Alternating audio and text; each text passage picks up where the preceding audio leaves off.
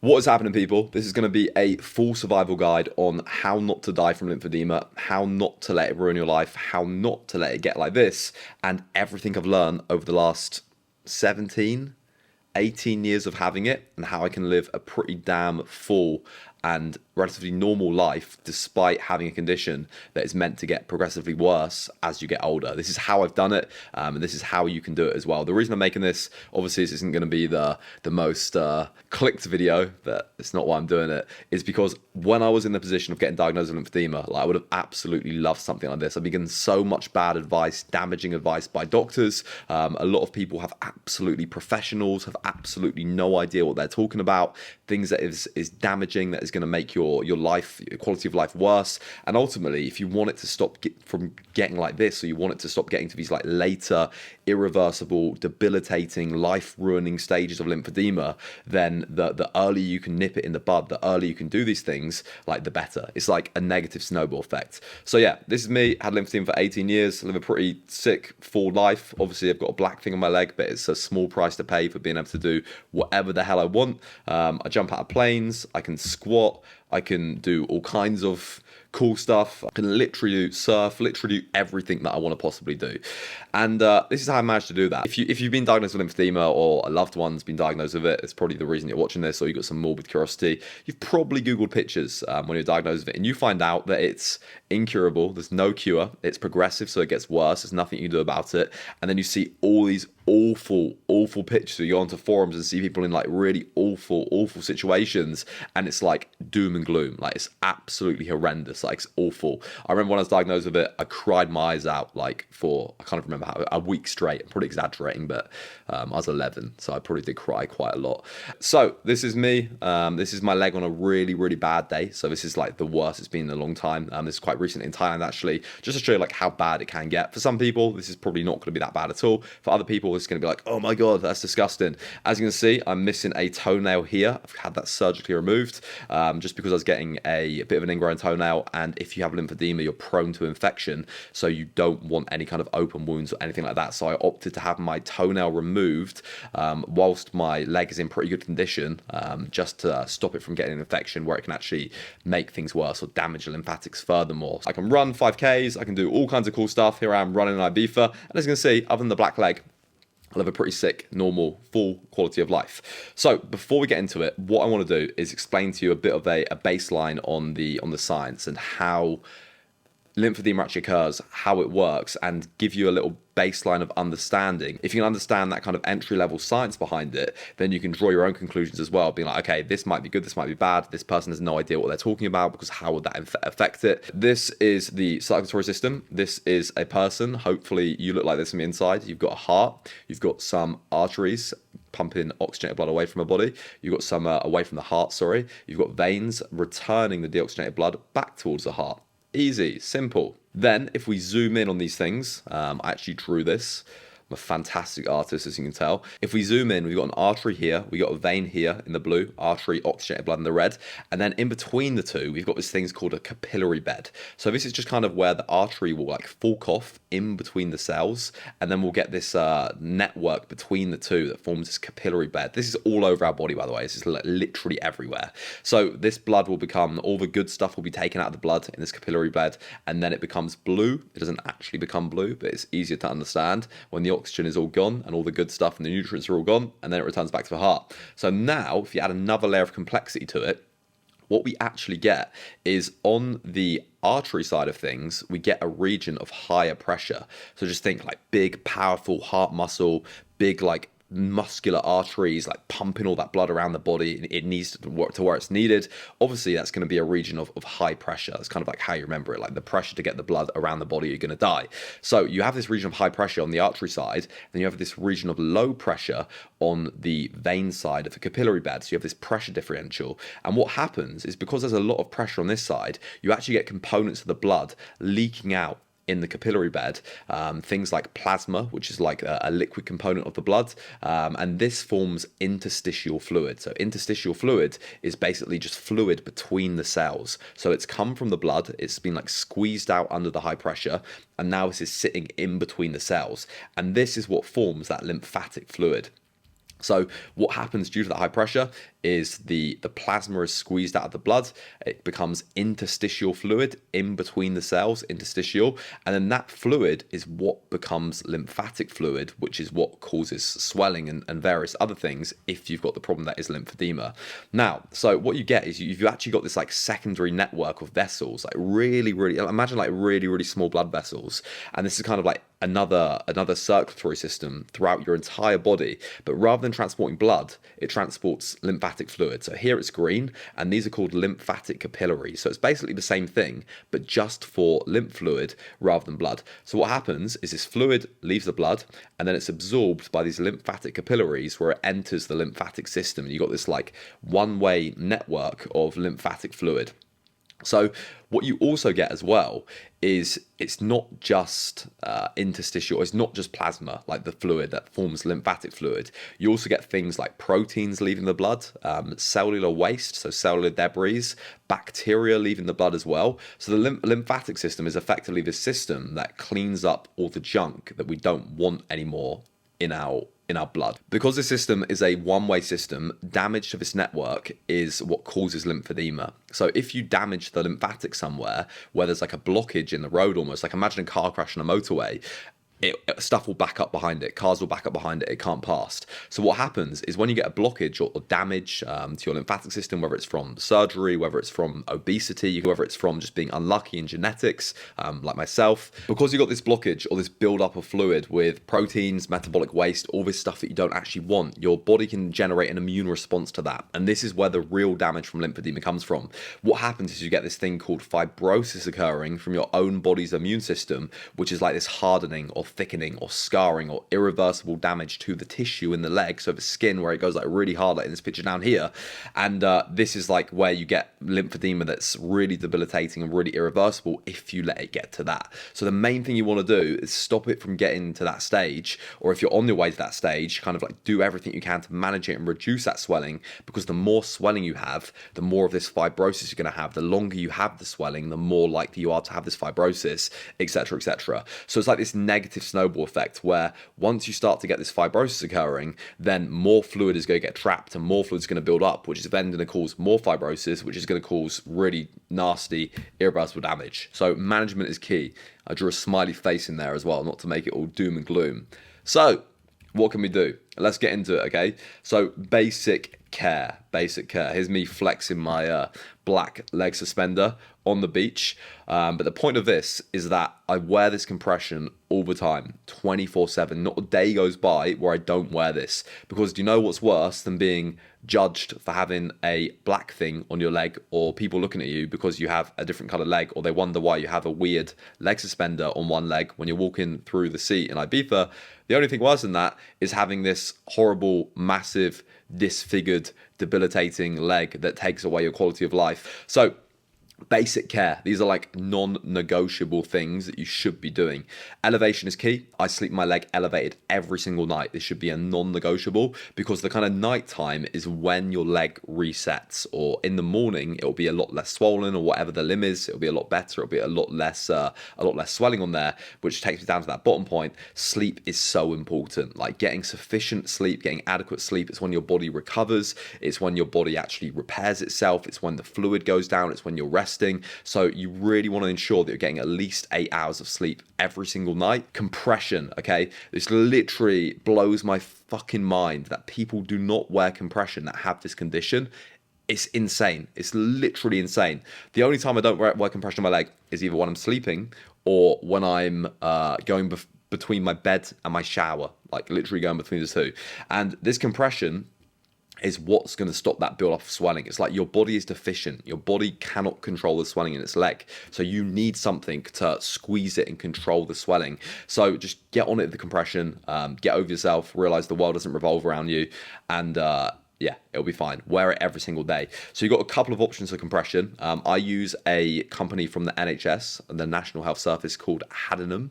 Or they use a company called Hadenum, which is a German company. I wear a class 2 thigh length closed toe leg support. I'll try and show you one sec. Like this. I wear thigh length because my knee swells. I wear closed toe because you can get closed toe and open toe. I wear closed toe because my toes swell, and I found the closed toe was best. And I also wear toe caps as well. I was getting some fibrosis on my toes because my toes are getting so swollen, they're literally like little party sausages. But I'll wear toe caps under the compression, and that just sorts everything out. Like, it's getting quite painful because they're so swollen, and now it's like reverse everything completely fine. So class 2 thigh length is what works for me. I'm obviously a doctor or a lymphedema specialist. You do get lymphedema clinics in the UK. Probably all over the world as well. They'll help you out. They'll measure you for those, and you want to get something that's relatively tailored to your size. Another thing that you can do is this thing called wrapping here. And I wasn't aware of this until very recently, until I had my surgery, but this is really, really good. So the difference between wrapping and compression is like generic kind of like stretchy compression. You can also get things like this as well. It's circular knit, it's called. I actually haven't got any, but I want to get some. A circular knit is just a stronger knit compression stocking that's like a little bit thicker and just offers a bit more compression if you are having problems with your leg. But anyway, you get this thing called wrapping, right? And what wrapping is it's where you wrap this bandage or a couple of layers of bandage over the arms. You can learn to do it yourself. It's really not that hard. We can get a nurse to show you. You can just learn to do it. But when you would use this is when, okay, so let's say you have like really bad swelling that you want to take control of, or you want to bring the swelling down. This is how you actually bring the swelling down. So for example, when I had my surgery, my leg was very angry and very inflamed. The doctor or the surgeon wrapped my leg, or got my leg wrapped every single day. I did it myself eventually, just to really bring that swelling down. And it works so well. If you can avoid it, try not to be on your feet all freaking day. And the reason I live the life that I live and do what I do is because I was very aware of this. Like, when I was young, I was like, okay, I can't have a job where I'm on my feet all day. I wanted to be in the military. I wanted to study medicine, but like, I'm not going to pass the military medical. Don't kill myself. But if I did, I probably wouldn't survive like the conditions, standing around doing loads and loads of on my feet all day. Same with being a doctor. Same with a lot of things. I wanted to work in film. I actually started to work in film. And try and tailor your life, like you can do it. Try and tailor your life where you're in a position where you don't have to be in your feet all day, and you kind of like make your life work around your leg a little bit so your leg isn't screwed. Another things that actually do work is lymphatic massage, so manual lymphatic drainage. Really hard to find a good practitioner. Try and find a few different ones. Another essential one is moisturizers containing urea. So urea is actually really good moisturizers. It helps absorb, I think it's moisture from the air as well, and just really, really moisturize your leg, and keeps the skin nice and flexible, reduces the chance of that fibrosis occurring. Also get things called lymphatic pumps. I've got one. I haven't really used it in ages. I should probably start using it again every now and then, but it's not essential. And then the other big one is hygiene. So you are immune compromised because the lymphatic system is evolved in transport of or removal of waste, your immune system, etc., etc. Like, it's really important in fighting bugs, fighting bacteria, pathogens. You really need to be on it with the hygiene. Do not cut your foot. Do not accidentally cut it with some nail clippers. Like, be super careful. So yeah, that's kind of the generic stuff. Now let's get into the more specific stuff that I can get into, and some of this debunk some of the BS. So first thing is exercise. Okay, I've been told many different things regarding this, like you shouldn't weight train, you shouldn't do this, you shouldn't do that, and I think that is stupid, absolutely stupid advice. Generally, before we do, lower body weight is going to be better. So there's going to be people watching this from all walks of life. Like, some of you might be my age, some of you might be younger than me, some of you might be older than me, some of you might be obese, very heavy. Generally speaking, the lower the body weight though, the better, especially if it's like related to obesity, being overweight. The heavier you are, the more pressure is going to be on that limb, the more pressure is going to be on that, actually, your lymphatic system to get rid of that fluid, the worse the swelling is going to be. Build muscle, train with weights. Even if you're a girl, even if you're a chick, whatever you are, whoever you are, I don't care how old, how young you are, you want to actually really, really work on keeping that muscle there, on training, on going to the gym, lifting weights, lifting heavy weights, getting stronger. And the reason for that is because literally I've heard people say, specialists, doctors say, don't lift weights, don't go to the gym, which is absolutely insane. But there's something called the venous muscle pump. It's effectively how the muscles help remove fluid from the limbs. So the muscles actually assist in this removal of fluid from the limbs in this venous muscle pump, or there's another name for it. What's it called? Muscle pump action, muscle pump action. So yeah, that's going to help remove fluid from your legs. So that's why I say, like, it's really important to train, to go to the gym, to keep fit. And this will long term help your lymphedema and help your condition. Let's take exercise, for example. If you look at the acute effects of exercise on like a normal healthy person, what happens when you exercise? You might get a shortness of breath. You might get the taste of metal in your mouth. You might get dry mouth. You might feel physically ill. You might get this tightening of your chest if you exercise like really, really intensely. Just a normal person exercising. Imagine you're sprinting all out 100%. But then it feels good because you know that you're doing this for fitness. You know that it's related to the exercise. Like, this is an acute effect of exercise. But if you looked at this without considering it being exercise, you'd be like, this person's probably having a heart attack, or this person's probably, or I'm probably dying. If you looked at it on an acute level without like looking at the macro, if you looked at it on the micro. So it's a similar thing of exercise. Like, if you look at exercise, immediately you produce more lymph fluid when you exercise. You get inflammation that occurs when you exercise. You'll probably get a bit of swelling after exercise as well. But it's like looking at the bigger picture. Like, this is going to long term help pump more lymph fluid away from the area that's affected by lymphedema. It's going to help assist in blood flow. More muscle is going to make you fitter. It's going to make you healthier. It's long term. It's going to assist in your condition. And it's only the short term where you get this acute effect. Even if you want to lose weight, even for a girl, even for a guy, you want to lift weights. You really want to do weightlifting and make that kind of the foundation of what you're doing. We'll talk about that a bit more in a minute. But there are different types of exercise. So for cardiovascular exercise, obviously a really good way to burn calories, lose weight, keep you fit and healthy. Healthy circulatory system is going to mean healthy lymphatic system as well. It's going to be a lot better blood flow. So what you want to do is ideally you want to select low impact cardio. So things like swimming, cross trainer, cycling, really, really good. And what you want to do as well is select shorter durations versus longer durations. So for example, like, you can go and run a marathon, but I wouldn't run a marathon every single week because it'd probably make my leg quite angry and inflamed. But there's no reason that you can't run a 5K, say, for example. Like, maybe I wouldn't make a habit of doing personally like 10Ks all the time or 15Ks, but try and train for like shorter durations rather than doing like crazy stuff. Weights, do what you can and progress. So it's not about going to the gym and doing like massive amounts of weight. You just want to do what you can. For example, let's say you've got lymphedema in your leg, you don't have very good mobility, maybe you've had some surgeries, maybe you're overweight. Go to the gym, start with leg press. Do leg press for a couple of weeks, leg press for a couple of months. Then you can kind of graduate onto body weight squats. Then you could graduate onto a dumbbell squat. Then you could graduate onto a barbell back squat. And what you're doing here is you're doing what you can. You're doing what you can. And all these things are going to improve your mobility. And much like lymphedema, it's like the lymphedema does affect your mobility. I don't even know how many surgeries I've had now, like on my knee and other things. And my mobility is like really, really affected by that. It's use it or lose it. So exercise considerations as well. Mindful of pre-workout nutrition. So I'll get into this properly in a minute. But you try not to have like loads of fats, loads of like crappy food before you train, because that is going to affect your swelling. And then if you're doing something where you get those acute effects of working out, like let's say you're on your feet for a long time, maybe it's hot, you're increasing your blood pressure, lifting, those things compound and they can result in some swelling when you're training. Pre-workout pump supplements are one to consider. I found, or I assume, that there are certain ingredients in there that cause that vasodilation, that increase that blood flow, that actually result in an increase in swelling.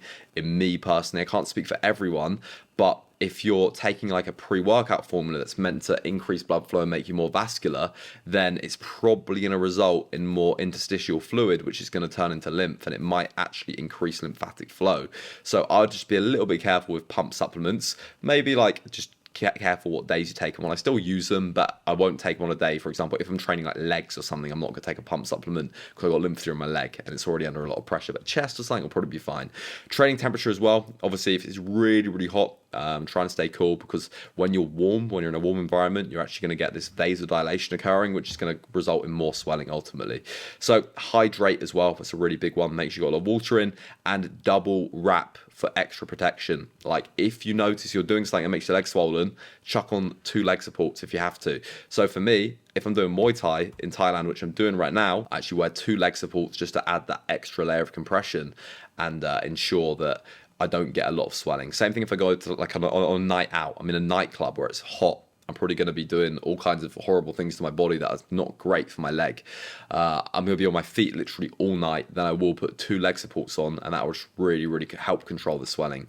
Nutrition, there is so much bullshit on nutrition, on these like lymphedema groups, forums, articles, online. I have no idea where people get this information from. Like, literally no idea how they conclude that you shouldn't do certain things. As a general rule, the main thing is a low-fat diet. That is the most important thing, and I'll explain why in a minute. So this was actually an Instagram message that I received recently, and it's kind of one of the reasons that I made this as well, because I need to make this, because I get a lot of people chatting to me, and I'm just like, why are you getting this advice from doctors?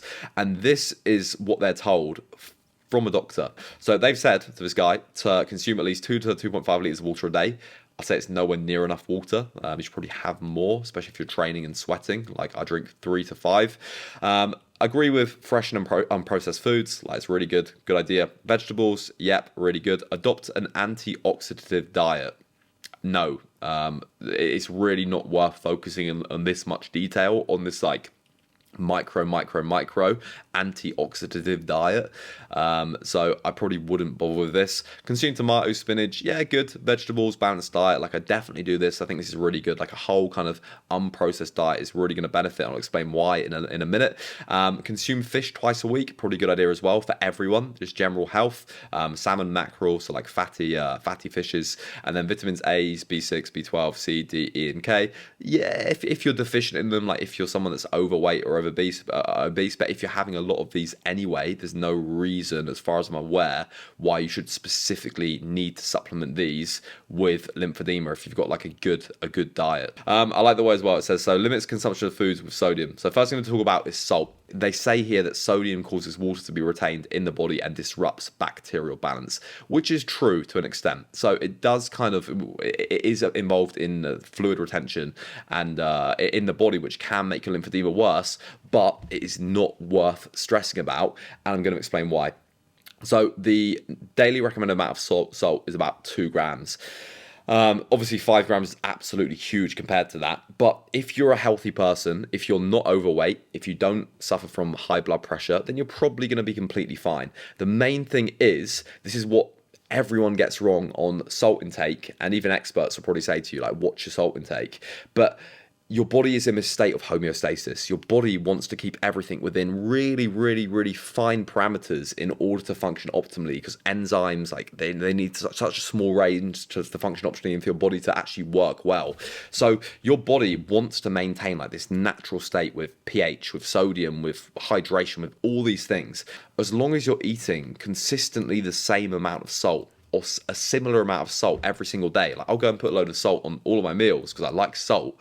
I sweat a lot as well. As long as you're eating a consistent amount every single day, it's probably not going to negatively affect your leg. On the flip side though, if you are someone that's got high blood pressure, has been advised to eat less sodium by a doctor, etc., overweight, then it's definitely worth considering reducing it. But for someone like myself that's fit and healthy, that sweats an awful lot, salt is important as well, and actually like shuttling fluid to the right places. It's only right if you go out to a meal or you have something incredibly salty. So say for example, you limit your salt intake. This is the problem that I have with it. You limit your salt intake to 1 gram or 0.5 grams, and then you're like, oh, sod it, like I'll have this one meal, I'll have this pizza, or I'll have this Chinese takeaway, whatever it is. Then when you have this massive increase compared to your baseline of salt, of sodium, what you've been eating, then you're going to retain fluid. It's going to negatively affect your leg. It's like one extreme to the other. But if you just kind of stuck with a reasonable amount consistently, you're going to be completely fine. And then in these notes as well, consume things like dried nuts, but limit them. Obviously just good sources of fat, but again, like generally you should stick to a low fat diet, and you can do this through tracking your macronutrients, use an app like MyFitnessPal. You probably eat a lot more fat than you think, like in terms of like if you eat very clean anyway, like very well, like at the minute all I eat really is in Thailand is rice, chicken, meat, vegetables. You're not going to get a lot of fat, but if you eat like a normal Western diet, you'll be surprised at how much shite you're putting in your body. So track it, track a day on MyFitnessPal and just see. Consume olive oil, butter. Really wouldn't be doing this, like deliberately putting large amounts of fats into your meal. As long as you're getting a nice amount of fat, you're kind of meeting that, but you're eating healthy fats, your avocados, your salmon, your eggs, your nuts, olive oils, etc., etc. Like you're getting a bit of that to kind of hit that baseline of low fat to make sure you're healthy. I absolutely would not be having things like butter, like deliberately having oils in my diet to increase fat intake. It's just silly. Reduce the consumption of foods containing sugar. So this is something I disagree with. Obviously, right, if we're having loads and loads and loads and loads of sugar, if you're eating absolute shit, sweets, etc., then this can cause inflammation. But if you're just making good choices, eating well, it doesn't matter if you eat a massive fruit salad, which is going to be pure sugar every single day, it's going to be completely fine. It's not going to make a difference. Like this is another fad thing that we love to do, to demonize sugar or demonize certain things. Carbohydrates, man, like not the end of the world. Like maybe if you should produce them, if you're morbidly obese, but if you're not and you're doing pretty well as is, just ultimately like the main premise of this is just make good choices. Don't eat shit. Do not consume soy products. Soy negatively affects the estrogen hormone. I can't believe a freaking doctor has written this. Pretty sure there's no human studies that show anything to worry about with estrogen and hormone dysregulation. Like I don't like to drink soy milk, because I'm in the back of my mind, I'm like, oh no, I'm not actually going to drink soy. A little bit, it's going to be fine. So low-fat diet, this is what you want to do. Low-fat diet, moderate high in protein, and moderate in good carbohydrates. So the main thing, like I said, is these fats. Why do we have low fat? Like, why do you want a low fat diet? Okay, so the lymphatic system is involved in the transport of fatty acids as well. So basically, when you eat fat, when you eat dietary fat, you absorb that fat into your lymphatic system where it is transported around. The fats in the lymphatic system are not good. No. We don't want that. So there are different types of fat, right? And everything that we eat is comprised of, if you eat something fatty, it's going to have long-chain triglycerides in. It's going to have a mixture of both, like long-chain triglycerides, medium-chain triglycerides. From our diet, you probably have about 80-90% of our diet is comprised of these longer-chain triglycerides, which is just a fat type, a long-chain triglyceride. So these long-chain triglycerides are absorbed in the small intestine, and because they're absorbed in the small intestine, and these are the majority of fats, 80-90% that we're eating, like they're essential, we need them, they're absorbed directly into the lymphatic system. So fat transports through the lymphatic system, through the lymph, and this has a negative impact on lymphatic flow. It's probably a gross oversimplification. I just like to imagine like all the fat in my lymphatic system, like all slowing it down and making it thicker. And if you've got lymphedema, like I 100% notice this. I've actually had some like really bad like flare-ups, almost arthritis type things in my leg when I have meals that are very high in fat, or let's say I have a pizza or something the next day, I wake up, my leg is fucked, like it's absolutely fucked. And for years I had no idea what that was.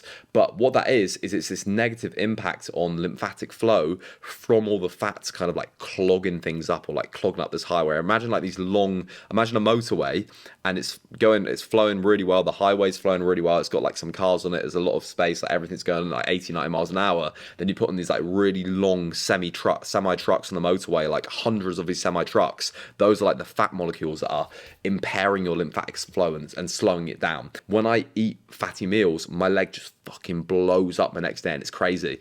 And the thing that like really interesting happened to me, where I could actually see this like physically with my own eyes, was I developed a condition, ultra rare condition called chyloria, where I got a hole or a fistula between my lymphatic system and my kidneys.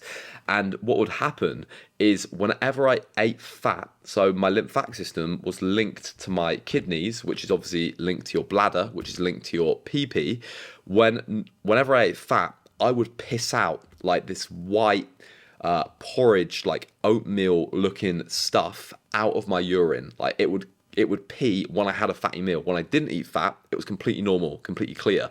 And what that was my lymphatic system dumping the fat into my bladder, and then I'd pee it out, which was absolutely nuts. So I'd actually see like how what this looked like and how my lymphatic fluid changed, because normally it'd be clear and I wouldn't see it because it'd just be flowing into my bladder. But when I had these like fatty meals, I formed these like big globular. It's pretty gross, but this is what's going on inside you. And you might notice as well that, do you ever have it where you have like this really fatty meal, for example, and you just feel slow and you feel sluggish? I believe that that's due to everything slowing down with your lymphatic system, not being able to remove that metabolic waste like more effectively and remove those products, etc., etc.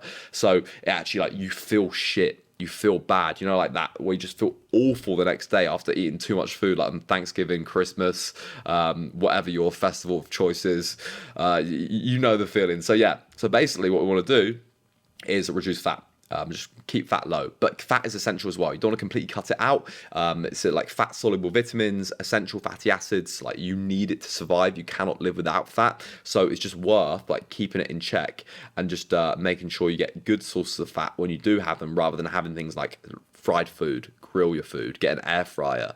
What other sources of fat? Don't drink full fat milk, for example, low fat or almond, oat milk, etc., alternatives, like things that you can do just to really easily reduce that fat.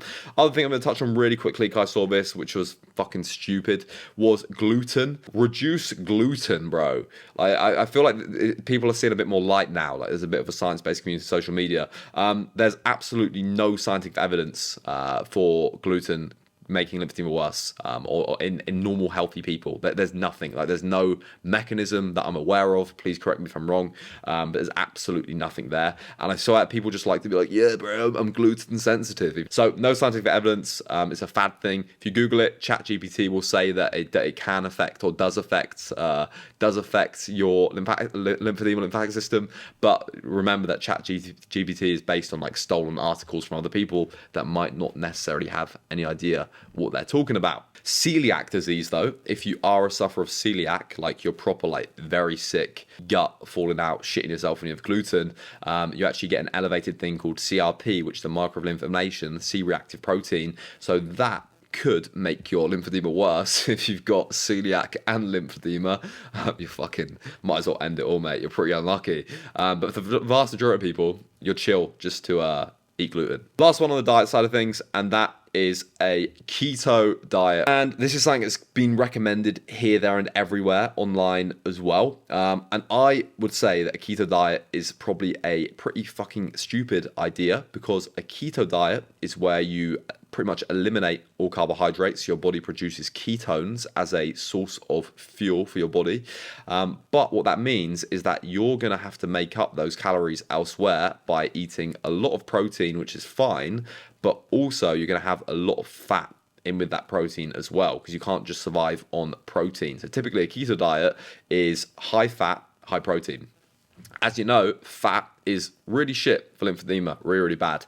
There's one paper that I found that looks at the potential therapeutic effects of a ketogenic diet on the treatment of lymphedema, and it was absolutely piss. They took I think it's like a group of people, 7 people, don't even know if they had a control group in there. It didn't look like it on their results. The study looked at 9 patients with unilateral stage 2 lymphedema secondary to a lymphadenectomy. I'm dyslexic, but that basically is where they cut out your lymph nodes due to cancer, I think. So they got the people on a classic keto diet or a modified Atkins diet, an MAD.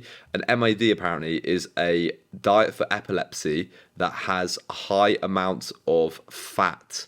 That's going to be fantastic for lymphedema, isn't it? So the only good point that was statistically significant was lymphatic flow was increased very slightly, but it was an incredibly weak p-value. If you get a p-value, hear me out, over 0.05, it's basically telling you that the result that you got was probably due to chance. In the part of a study that looked at lymphatic function, the p-value was 0.03. It was significant, but it was only just significant. It is literally like really bad, shitty data. And they've also said edema volume did not decrease during the course of the study. So the amount of swelling on the limbs did not go down. Then they said no changes were observed in health-related nor lymphedema-specific quality of life at the end of the study.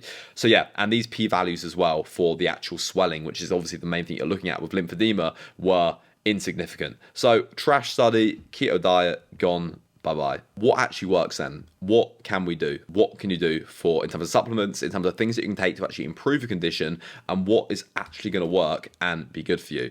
Pre-workout, that is what you want to take. High, copious amounts of stimulants and nootropics. So generally, right, because you're immunocompromised, you want to have things that are going to support your immune system, that are going to make you fit. You're going to want to train, you're going to want to be fit and healthy, get good sleep, support your immune system to stop you from getting infections, to look after you, etc., etc. And then you're going to want to do things as well to kind of reduce that inflammation, reduce that swelling. So for general health, so for everyone should take these, it's going to be like a high quality fish oil. So high quality fish oil, if you can, something that's IFOS certified for reducing inflammation, brain health, etc., etc. Vitamin D, if you live in the Northern Hemisphere, absolutely need to take a vitamin D supplement. That's one of the essential things I would say take. Things that aren't absolutely essential, but I think that pretty much everyone should take would be creatine. And you might be thinking, Mo, why should I take creatine? I'm a 46-year-old woman that doesn't even go to the gym. There's research looking at creatine, and it shows that it has similar effects on depression to selective serotonin reuptake inhibitors. It's a nootropic as well. It will increase athletic performance. It's probably something you want to take for your brain, for your body. Very, very good. Not lymphedema specific. And then a protein powder as well. Most people don't eat enough protein, so it's not going to be any harm, especially if you're training to get a scoop of protein in, and it will keep you full, but keep you less likely to snack on those shitty things. For example, if you want to get some protein powder, don't know if they sponsored me yet, but Ghost, this is my one plug from the video. Ghost, use my code. If you see this here right now, right, I've got a new sponsor for supplements, which is absolutely sick because I really do like Ghost. I'm trying to find a product, but I don't have them. Anyway, general health supplements, and then for swelling. Okay, so all of these are science backed. They've got literature supporting them. It's not like this woman on Facebook who sells crystals and Herbalife and tells you about lead being in all your water and fluoride and that other shit, told you to take this one thing because it reduces swelling. The approach of this, right, with the supplement regime I take for my leg, I take all of these things, is a compounding approach. So I take numerous things that on their own, you probably won't even notice the difference. But if you take all of these things together, then you're probably going to make some magical progression and notice a little bit of an improvement. In terms of supplements, there's this thing that I've read a lot on about called Cycler 3 Fort. It's originally designed to help with circulation, basically, but it also helps with lymphatic flow, reduces inflammation, and a lot of people have some really good results on it. I think there's studies looking at this as well, this product being used on people with lymphedema, but I couldn't buy it, so I couldn't find it. So what I did was I took the key ingredients from it, which are a couple of these things down here, the most efficacious ones, are the most effective ones in my opinion, and I take these things below for my swelling rather than taking this. It works out cheaper as well. I just get them from iHerb. So if I can find an affiliate link for iHerb as well, because I think I signed up for an affiliate program, I've never used it, reminds me, I'll put it down below. Butcher's broom, it's going to increase lymphatic flow, which is obviously going to help you reduce that swelling. Horse chestnut actually thins your blood a little bit as well, so it's going to reduce the amount of inflammation, reduce the amount of swelling on your leg. If you've got less blood pressure or slightly lower blood pressure, you remember when the capillaries in that space where you get that pressure differential, that's going to squeeze out less interstitial fluid, which is going to reduce the amount of swelling or edema that you get. Couple of ones that I'd maybe take or maybe consider is selenium as well. A lot of people are deficient in selenium that have lymphedema, but then again, like the studies look at people with lymphedema and they find that they're deficient in selenium. It's like, are they deficient in selenium because of the lymphedema, or is it because the studies, the people with lymphedema are obese, overweight, and they are subsequently deficient in selenium due to that? And another one that I've started taking recently, that's actually a component of olive oil, hydroxytyrosol. That is something as well that's a really, really potent anti-inflammatory that I've started taking recently. And a lot of these things, they're not like hardcore medicinal drugs. They're natural, herbal, plant-based supplements. So I know it's a bit of a stupid logic, like, what is it? Oh, what's that one of Breaking Bad? Ricin, that's it, Breaking Bad. You can also find ricin and synthesized cyanide from plants, so it's probably not the best logic to go by. That is what I take in terms of supplementation. But ultimately, people, summary is don't be fat, don't eat shit food, eat good food, reduce your dietary fat intake, and wear compression. That is the most important one. Like, wear compression, drink water, make good choices. And if you implement these things, like if the vast majority of people with lymphedema implemented these things, their lives would be so much better, man. Like, their lives would be so much better. It's not a big lifestyle change to do. Everyone could probably do with being a bit fitter, a bit healthier, losing a bit of weight. And like, if you can do this to keep your mobility, to stop you from getting awful debilitating infections and ending up with this like awful elephant looking leg that's ultimately going to ruin your life and probably take it one day, I'd say it's a small sacrifice to pay not to get there. I hope you enjoyed the video. If you want to follow me on Instagram, you can follow me on Instagram here. @Mo Samuels. Put a link down below. If you wanna, if I find an affiliate link for the supplements that I take on iHerb, I'll put them down below as well. If you got any questions, shoot me a message over Instagram. I try and get back to everyone. If I don't reply, just shoot me another message again, and just like keep bumping it up to the top until I do reply. I try and get back to everyone, but it can get a little bit hectic sometimes. Peace out. Thank you very much.